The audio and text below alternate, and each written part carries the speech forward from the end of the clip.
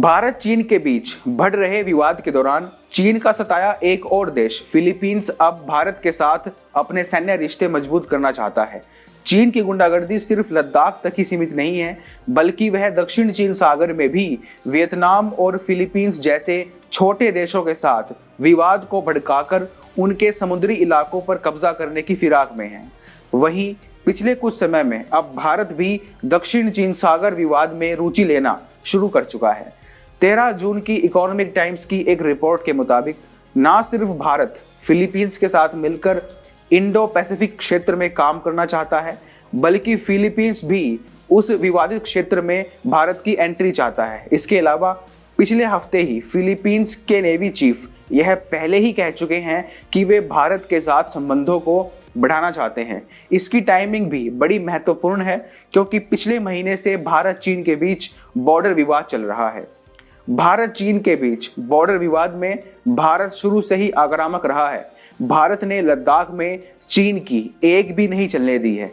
जिस प्रकार लद्दाख में भारत ने चीन को धूल चटाई है, उसने बेशक चीन की मार झेल रहे दक्षिण चीन सागर से सटे फिलीपींस और वियतनाम जैसे देशों को भारत की ओर आकर्षित किया है।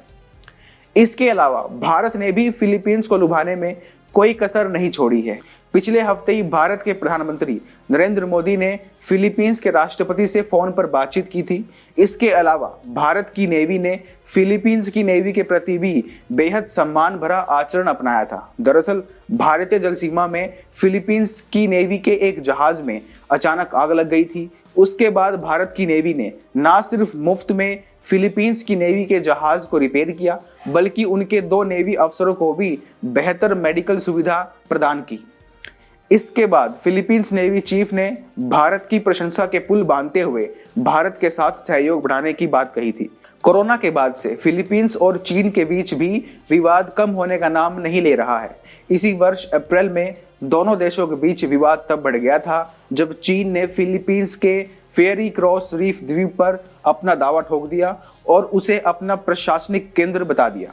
फिलीपींस ने इस द्वीप को कई सालों की मेहनत के बाद विकसित किया हुआ है, जिसे चीन अब हड़पना चाहता है। फिलीपींस ने तब चीन को चेतावनी जारी करते हुए कहा था, चीन को अंतर्राष्ट्रीय नियमों एवं फिलीपींस चीन के बीच वर्ष 2002 की संधि का सम्मान करना चाहिए और किसी भी उकसावे भरे कदम उठाने से परहेज करना चाहिए। इसके अलावा दोनों देशों के बीच दक्षिण चीन सागर में विवाद तो शुरू से ही है। ऐसे में फिलीपींस को एक ऐसे साथी की आवश्यकता है जो ना सिर्फ इंडो पैसिफिक क्षेत्र में मजबूत पकड़ रखता हो, बल्कि वह चीन की हेकड़ी निकालने में भी सक्षम हो। भारत के अलावा इस पूरे क्षेत्र में ऐसा कोई देश नहीं है। यही कारण है कि फिलीपींस अब भारत के साथ सैन्य संबंधों को मजबूत करना चाहता है। अगर भारत और फिलीपींस दोनों अपनी साझेदारी को रणनीतिक साझेदारी में बदलते हैं, तो भारत को इस देश में अपने सैन्य ठिकाने विकसित करने का मौका भी मिल सकता है। इस प्रकार भारत को चीन पर एक बड़ी रणनीतिक विजय हासिल हो जाएगी। भारत और फिलीपींस की दोस्ती दोनों देशों के लिए विन विन सिचुएशन का काम करेगी। नमस्कार मित्रों, मेरा नाम है अतुल मिश्रा और मैं आशा करता हूं कि यह वीडियो आपको अच्छा लगा होगा। हम 2012 से ही भारत में सोशल मीडिया पर राष्ट्रवाद और हिंदुत्व की अलख जगा रहे हैं। हमारा नवीनतम प्रयोग है TFI स्टोर, जिसका मुख्य उद्देश्य है वामपंथी इतिहासकारों द्वारा दबा दिए गए हिंदू वीरों को पुनः जागृत व स्थापित करना और साथ ही साथ देव भाषा संस्कृत का प्रचार प्रसार करना। आपके द्वारा खरीदे गए टी-शर्ट्स, मोबाइल कवर्स, पोस्टर्स इत्यादि द्वारा प्राप्त धन हमें इस युद्ध को आगे बढ़ाने में सशक्त करेगा। इससे जुड़ी सारी जानकारी वीडियो के डिस्क्रिप्शन सेक्शन में है। आशा करते हैं आपका सहयोग नित्य निरंतर मिलता रहेगा। नमस्कार, जय श्री राम, जय हिंद।